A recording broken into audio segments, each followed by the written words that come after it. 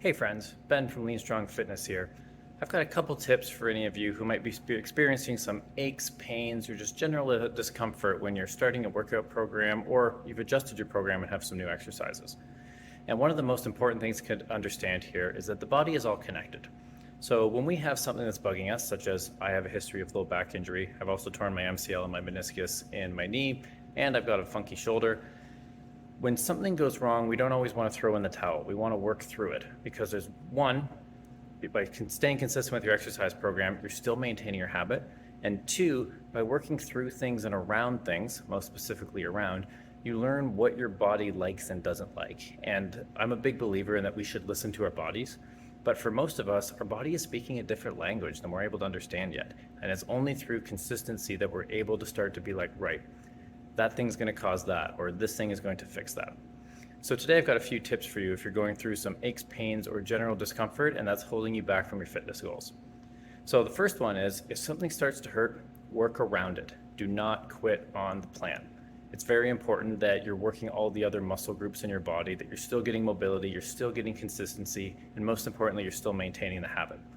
Case in point, as some of you know, my wife broke her leg when we were backcountry camping in the wilderness a few years ago. She had to get airlifted out in an orange helicopter. It was absolutely insane. It could have been directly out of a movie.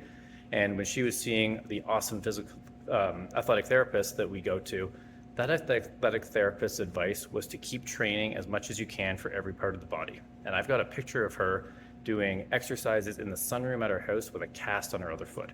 I swear that her recovery was better than the doctors expected. They said in 9 to 15 months, so roughly a year, she should be back to about 80%.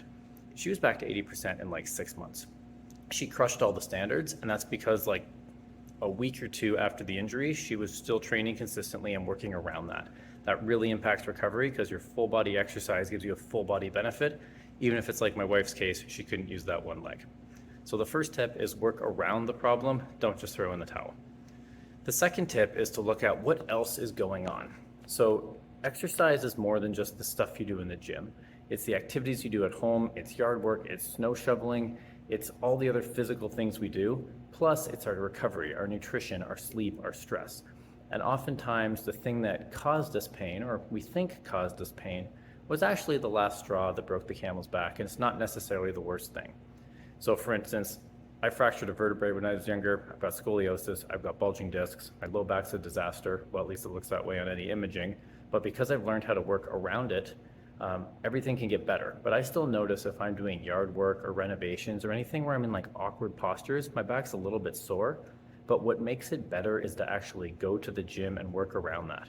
I do hip mobility, I do shoulder mobility, and I do core. My back pain is gone in significantly less time. So it's important to consider when something goes wrong, what else is happening in life?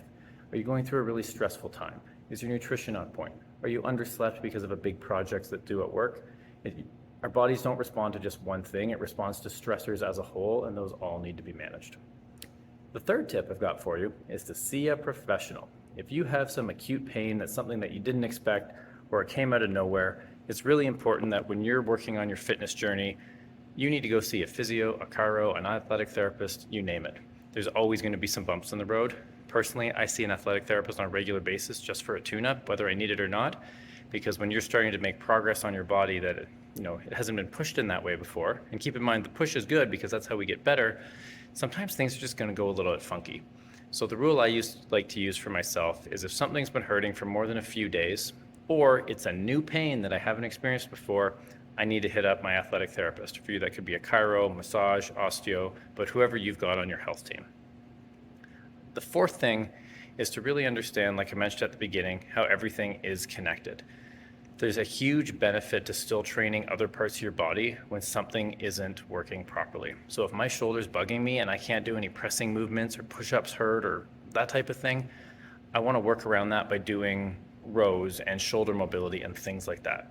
Like I mentioned, my wife broke her leg. She just didn't train that leg. But interestingly, there's a super cool study out there that shows that if you immobilize one part of the body, i.e. your left arm, and then you still continue to strength train on your right arm, your nervous system on your left arm that's completely immobilized will still adapt. It doesn't get stronger, but it gets less weak than if you did nothing. And one of the worst possible things you can do when something's bothering you is do nothing. Even nowadays, I had a friend who just got knee surgery a week ago. The doctor recommended as soon as you are able, get up, get walking, get using it. The days of, hey, your surgery, you need to be immobilized for 6 months are over. We've learned way more about the body. So if doctors are recommending that we get back to activity as soon as we can after a surgery, it's likely if I tweak my shoulder, I probably should get back to activity as soon as possible, not just throw in the towel. Hope that helps. Talk to you soon. Bye-bye.